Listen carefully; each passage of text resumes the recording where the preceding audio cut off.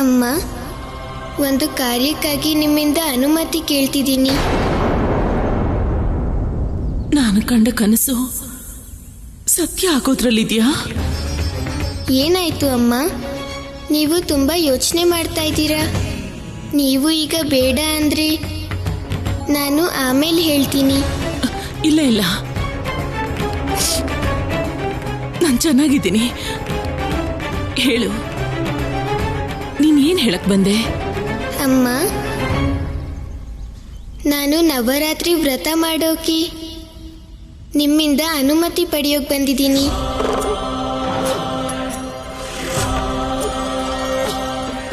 ನಾನು ಗೆಳತಿ ಪಾರ್ವತಿಯಿಂದ ದೂರ ಆಗಿರೋ ಮಹಾದೇವನ ಹುಡುಕೋಕೆ ಸಹಾಯ ಮಾಡೋಕೆ ಮತ್ತೆ ಅವರಿಬ್ಬರನ್ನ ಒಂದು ಮಾಡೋದಿಕ್ಕೆ ನಾನು ನವರಾತ್ರಿ ವ್ರತ ಮಾಡ್ತಿದ್ದೀನಿ.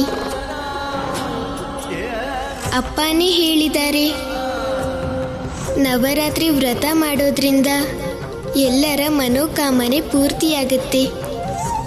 ಈಗ ನಾನು ವ್ರತನ ನನ್ನ ಗೆಳತಿಗೋಸ್ಕರ ಮಾಡ್ತಿದ್ದೀನಿ. ಆದ್ರಿಂದ ಗೆಳತಿ ಹೇಳಿದ್ದಾರೆ ನಾನು ನವರಾತ್ರಿ ಪೂಜೆನ ಅವ್ರ ಮನೇಲೇ ಮಾಡಬೇಕು ಅಂತ. ನಾನು ಅದಕ್ಕೆ ಅನುಮತಿ ಪಡೆಯೋಕೆ ಬಂದಿದ್ದೀನಿ. ನಿಮ್ಮ ಅನುಮತಿ ಇದೆ ಅಲ್ವಾ ಅಮ್ಮ?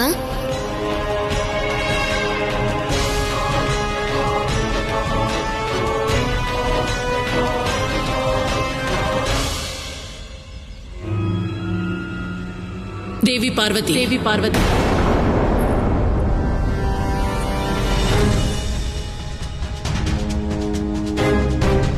ನಿಮ್ಮ ಉತ್ಸವದ ಸಿದ್ಧತೆ ಮಧ್ಯೆ ನಾನು ಮಾತಾಡ್ಬೋದಾ?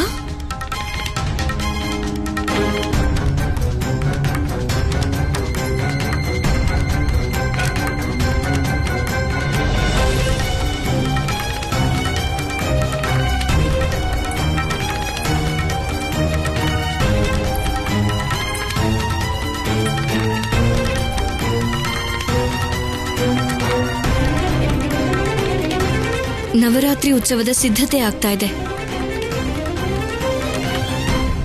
ಬೇರೆಯವರ ಮನೆ ದೀಪ ತಂದು ನಮ್ಮ ಮನೆ ಉತ್ಸವದ ದೀಪ ಬೆಳಗಿಸ್ಬೇಕು ಅನ್ಕೊಳ್ಳೋದು ಸರಿಯಲ್ಲ ದೇವಿ ಪಾರ್ವತಿ.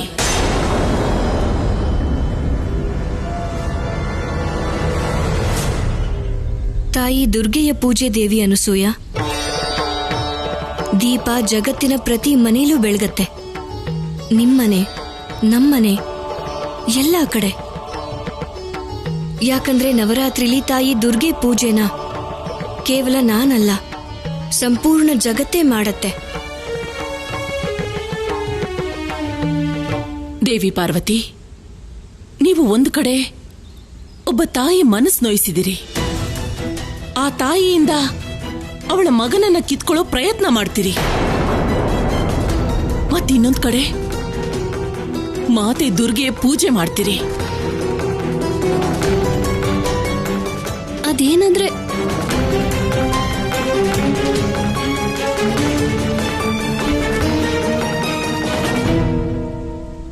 ಬಹುಶಃ ಕೋಪದಲ್ಲಿ ನೀವು ಇದನ್ನೆಲ್ಲ ಹೇಳ್ತಾ ಇದ್ದೀರಾ. ಆದ್ರಿಂದ ನಿಮ್ಗೆ ನೆನಪು ಮಾಡೋದು ನನ್ನ ಕರ್ತವ್ಯ ಅಂತ ಅನ್ಕೊಂಡಿದ್ದೀನಿ. ನಿಮ್ಮ ಪುತ್ರ ಮಹಾದೇವ ಅನಂತ ಕಾಲದಿಂದ ಜಗತ್ತಲ್ಲಿದ್ದಾರೆ. ಸ್ವಯಂಭೂ ಮಹಾದೇವನ ಬಗ್ಗೆ ಯಾವುದೇ ಅಭಿಪ್ರಾಯ ವ್ಯಕ್ತಪಡಿಸೋದು ಸರಿಯಲ್ಲ ದೇವಿ ಅನಸೂಯ. ಅಲ್ಲದೆ ನಿಮಗೂ ಗೊತ್ತಿದೆ, ಅವರು ಯುಗ ಯುಗಗಳಿಂದ ನನ್ನ ಪತಿನೇ.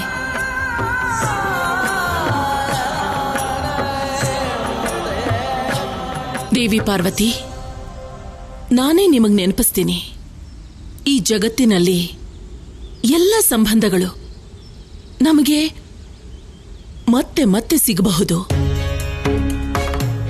ಆದ್ರೆ ತಾಯಿ ಅನ್ಸ್ಕೊಂಡೋಳು ಮತ್ತೆ ಸಿಗಲ್ಲ, ಮತ್ತೆ ಬೇರೆ ಇರಲ್ಲ. ಮತ್ತು ನಾನು ಮಹಾದೇವನ ತಾಯಿ. ನೀವ್ ಹೀಗೆ ಒಬ್ಬ ತಾಯಿಗೆ ಪುತ್ರ ವಿಯೋಗದ ಷಡ್ಯಂತ್ರ ಮಾಡ್ತಿದ್ದೀರಿ.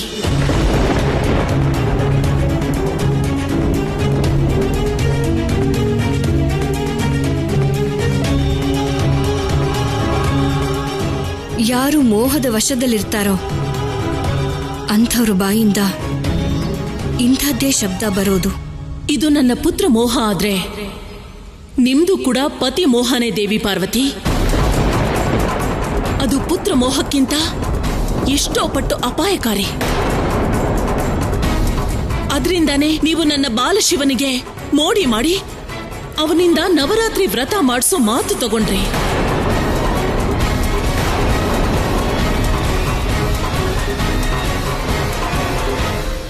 ಇಲ್ಲ ದೇವಿ ಅನಸೂಯ, ಇದು ಸತ್ಯ ಅಲ್ಲ. ನಾನು ನಿಮ್ಮ ಮಗ ಶಿವನಿಗೆ ಏನೂ ಹೇಳಿಲ್ಲ. ನನ್ನ ಮಹಾದೇವನ ಹುಡ್ಕೋಕೂ ಹೇಳಲಿಲ್ಲ, ಅಥವಾ ನವರಾತ್ರಿ ವ್ರತ ಮಾಡೋಕೂ ಹೇಳಲಿಲ್ಲ. ಹಾ, ವ್ರತದ ಮಾತನ್ನ ಸ್ವಯಂ ಬಾಲಶಿವನೇ ನಮ್ಮ ಮುಂದೆ ಹೇಳಿತ್ತು. ನಮ್ಮ ಮೂವರಲ್ಲಿ ಯಾರು ಕೂಡ ಬಾಲಶಿವನ ಮುಂದೆ ವ್ರತದ ಚರ್ಚೆ ಮಾಡಲಿಲ್ಲ. ನೀವು ತ್ರಿದೇವಿಯರು, ಆದ್ರೆ ನೀವು ಸ್ತ್ರೀಯರಾಗಿ ಇನ್ನೊಬ್ಬ ಸ್ತ್ರೀಯಿಂದ ನಿರ್ವಾಣ ಭಿಕ್ಷೆ ಯೋಜನೆ ಮಾಡೋದೇ ಆದ್ರೆ ನೀವಿದನ್ನು ಮಾಡಬಹುದು.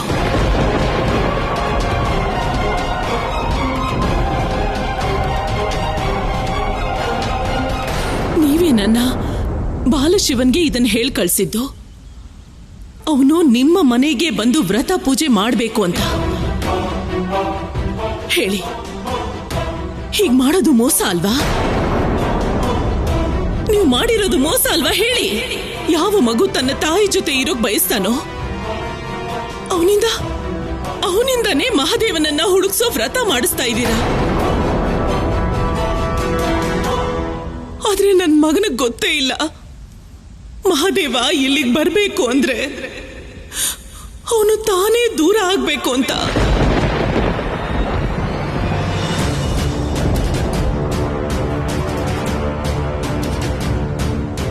ಅವನು ತನ್ನ ತಾಯಿಯಿಂದ ಶಾಶ್ವತವಾಗಿ ದೂರ ಹೋಗ್ಬೇಕಾಗುತ್ತೆ. ಇನ್ನು ಎಷ್ಟು ಮೋಸ ಮಾಡ್ತೀರಾ ನೀವು?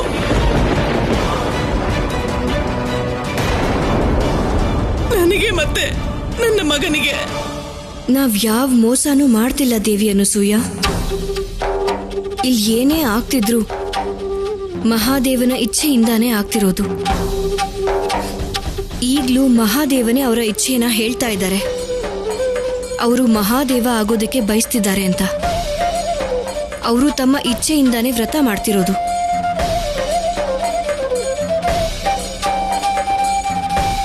ಈಗ ನೀವಷ್ಟೇ ಅಲ್ಲ, ಜಗತ್ತಿನ ಯಾವ ಶಕ್ತಿನೂ ಅವರನ್ನ ಮಹಾದೇವ ಆಗೋದ್ರಿಂದ ತಡೆಯೋಕ್ ಸಾಧ್ಯ ಇಲ್ಲ.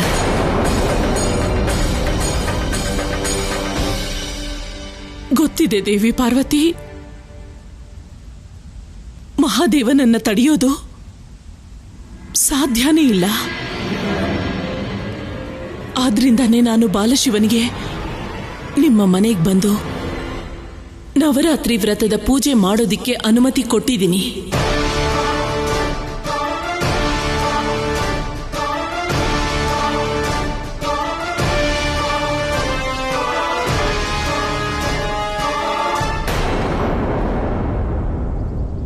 ನಿಮ್ಮ ಅನುಮತಿ ಇದೆ ಅಲ್ವಾ ಅಮ್ಮ?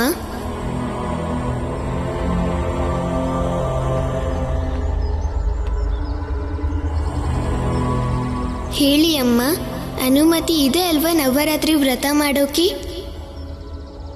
ದೇವಿ, ಶಿವ ನಿಮ್ಮಿಂದ ನವರಾತ್ರಿ ವ್ರತಕ್ಕೆ ದೇವಿ ಪಾರ್ವತಿ ಮನೆಗೆ ಹೋಗೋದಕ್ಕೆ ಅನುಮತಿ ಕೇಳ್ತಾ ಇದ್ದಾನೆ.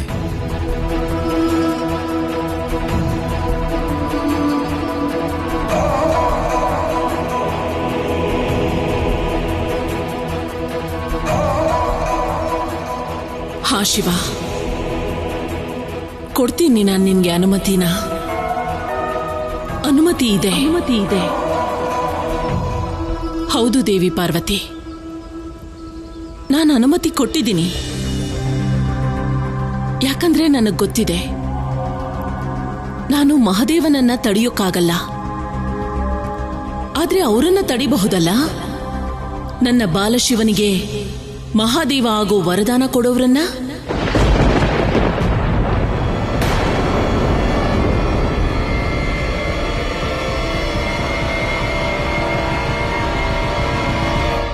ಈಗ ನನ್ನ ಮಾತನ್ನು ಕೇಳಿ ನೀವೆಲ್ಲ. ನಾನು ಋಷಿ ಅತ್ರಿ ಪತ್ನಿ ಮಹಾಸತಿ ಅನಸೂಯ ನಿಮ್ಮ ಮೂವರನ್ನು ಸಾಕ್ಷಿಯಾಗಿಟ್ಟು ಪ್ರಮಾಣ ಮಾಡ್ತೀನಿ.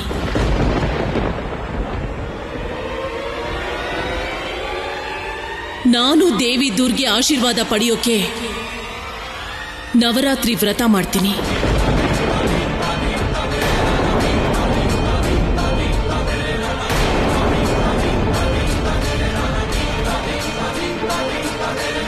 ಮತ್ತು ನನ್ನ ಬಾಲಶಿವನನ್ನ ತಾಯಿ ದುರ್ಗೆ ಹತ್ರ ಶಾಶ್ವತವಾಗಿ ಕೇಳ್ತೀನಿ.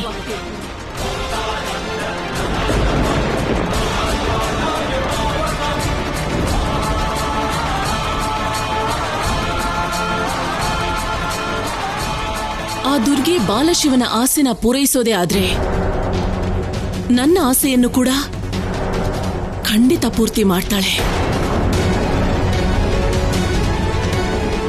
ಇಲ್ಲಿಂದ ಹೋಗೋ ಮೊದಲು ನಾನು ನಿಮ್ಗೆ ಈ ವಿಷಯ ಹೇಳಲೇಬೇಕು ದೇವಿ ಪಾರ್ವತಿ. ನನ್ನ ಈ ವ್ರತ ನಿಮ್ಮ ಈ ಯೋಜನೆಯನ್ನ ಖಂಡಿತ ನಾಶ ಮಾಡುತ್ತೆ.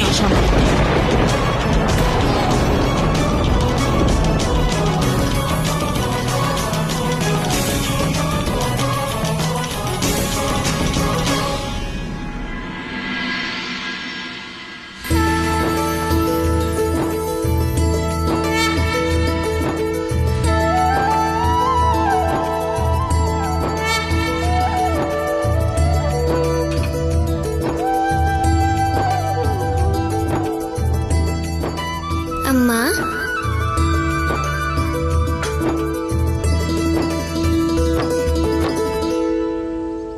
ನೀವು ನನಗೆ ಹೇಳೇ ಇಲ್ಲ ನೀವು ನವರಾತ್ರಿ ವ್ರತ ಮಾಡ್ತಿದ್ದೀರಾ ಅಂತ.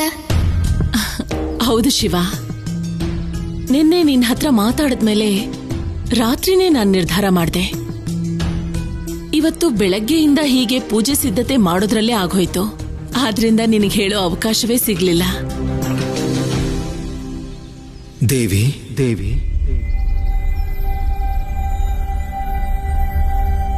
ನೀವು ಇದ್ದಕ್ಕಿದ್ದ ಹಾಗೆ ನವರಾತ್ರಿ ವ್ರತ ಮಾಡೋ ನಿರ್ಧಾರ ಯಾಕೆ ಮಾಡಿದ್ದೀರಾ ದೇವಿ?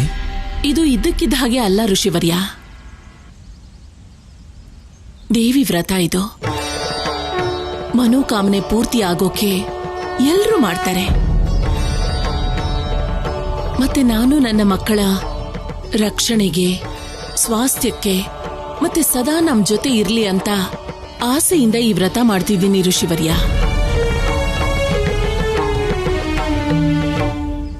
ಆದ್ರೆ ಅಮ್ಮ, ನಾನು ನಿಮ್ಗೆ ಮೊದಲೇ ಹೇಳಿದ್ದೆ ನಾನು ವ್ರತದ ಪೂಜೆನ ನೆರೆಮನೆ ಗೆಳತಿ ಮನೇಲಿ ಮಾಡ್ತೀನಿ ಅಂತ. ಹೀಗಿರುವಾಗ ನೀವು ನನ್ನ ಜೊತೆ ಅಲ್ಲೇ ಬಂದು ಪೂಜೆ ಮಾಡಿ.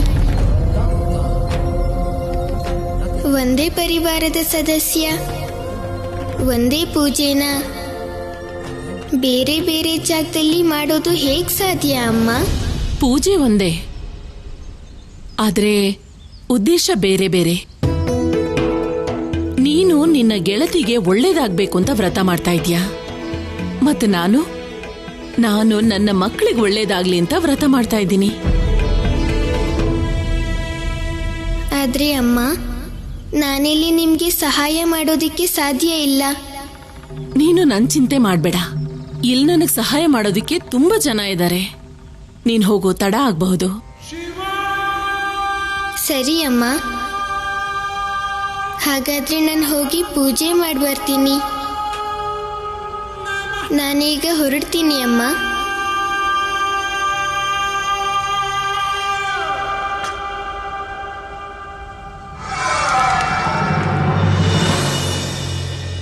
ದೇವಿ ಅನಸೂಯ, ಇದು ಸರಿಯಲ್ಲ ಅನ್ನಿಸ್ತಾ ಇದೆ. ದೇವಿ ದುರ್ಗಾ ಮಾತೆಯ ಈ ಪವಿತ್ರ ವ್ರತನ ನೀವು ಪಾರ್ವತಿ ಮತ್ತೆ ನಿಮ್ಮ ಮಧ್ಯದ ಸ್ಪರ್ಧೆ ಮಾಡಿದ್ದೀರಾ. ಇದು ಸರಿಯಲ್ಲ. ಏನಾಗುತ್ತೋ ಎಲ್ಲ ಮಹಾದೇವನ ಇಚ್ಛೆ. ಅನ್ನೋ ಸತ್ಯನ ಶಿವನ ತಾಯಾಗಿದ್ದು ನೀವು ಮರೆತಿದ್ದೀರಾ.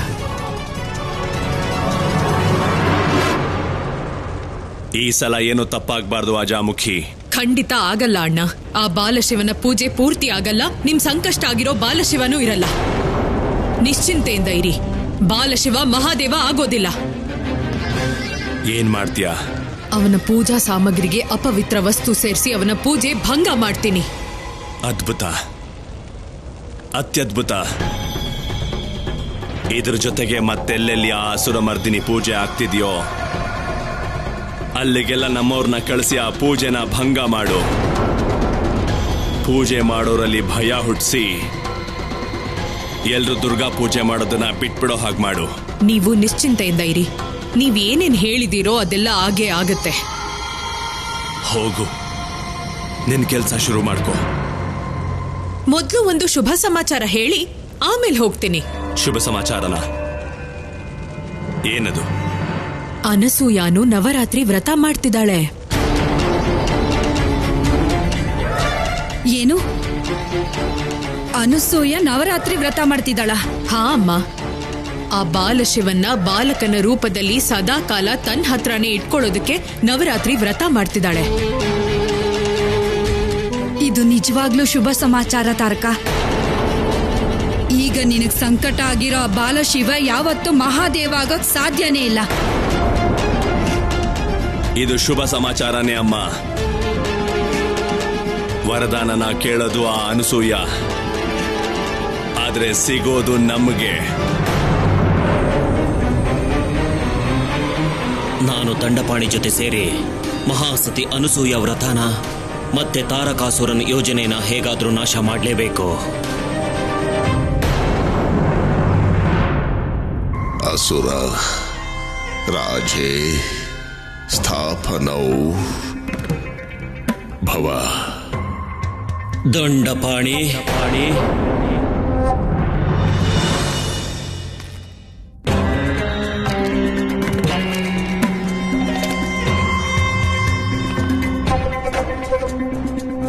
ನೀವು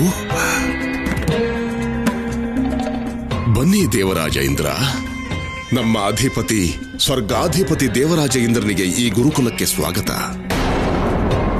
ಇವತ್ತು ಈ ತುಚ್ಛ ಪ್ರಾಣಿಯ ನೆನಪಾಗಿದ್ಯಾಕೆ? ನಿಮ್ಮ ಉದ್ದೇಶ ನೆನಪು ಮಾಡೋದಿಕ್ಕೆ.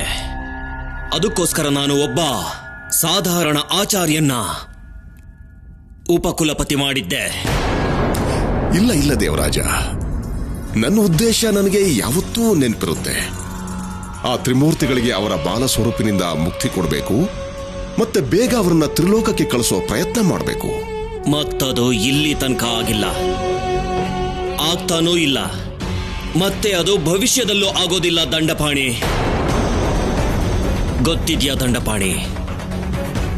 ಯಾರನ್ನೇ ಆದರೂ ಉದ್ದೇಶದಿಂದ ದೂರ ಮಾಡೋದಿಕ್ಕೆ ಒಬ್ಬ ಪ್ರೇರಕ ಇರ್ತಾನೆ. ನನಗೆ ಅರ್ಥ ಆಗ್ಲಿಲ್ಲ ದೇವರಾಜ. ಬೇಗ ಅರ್ಥ ಆಗುತ್ತೆ ದಂಡಪಾಣಿ. ಆದಷ್ಟು ಬೇಗ ನಿನ್ನ ಈ ಉಪಕುಲಪತಿ ಭಾರಾನ ಬೇರೆ ಯಾರಾದರೂ ಹೊರ್ತಾರೆ. ಇಲ್ಲ ದೇವರಾಜ, ಹಾಗೆ ಮಾಡಬೇಡಿ. ನಾನು ನಿಮ್ ಕೆಲಸನ ಪೂರ್ತಿ ಮಾಡ್ತೀನಿ.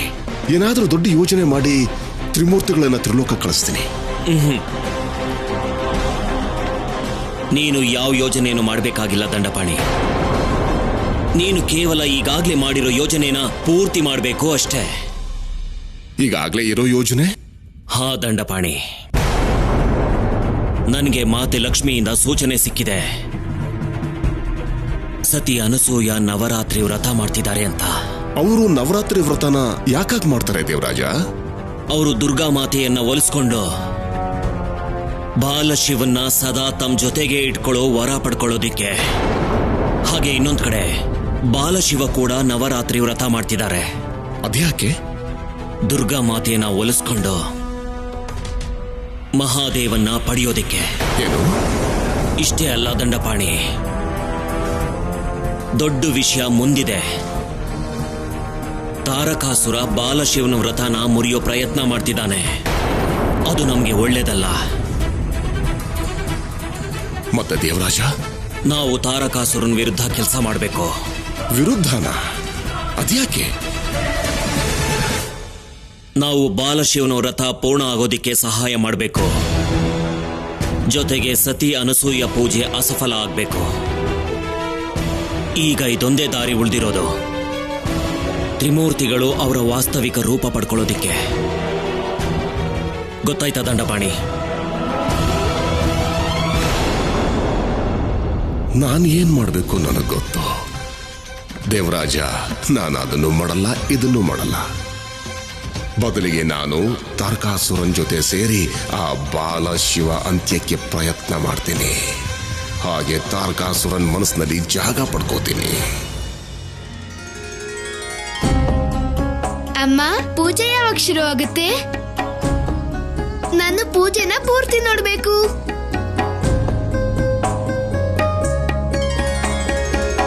ಪೂಜೆ ಆರಂಭ ಆದಾಗ ನಿಮ್ಮ ತಾಯಿ ನಿಮ್ಮನ್ನ ಇಲ್ಲಿಗೆ ಕರೀತಾರೆ. ಅಲ್ಲಿ ತನಕ ನೀವೆಲ್ಲ ನಿಮ್ಮ ಕೊಠಡಿಲಿ ಓದ್ಕೊಳ್ತಾ ಇರಿ. ಸರಿ ಅಪ್ಪ. ಹೊರಡಿ.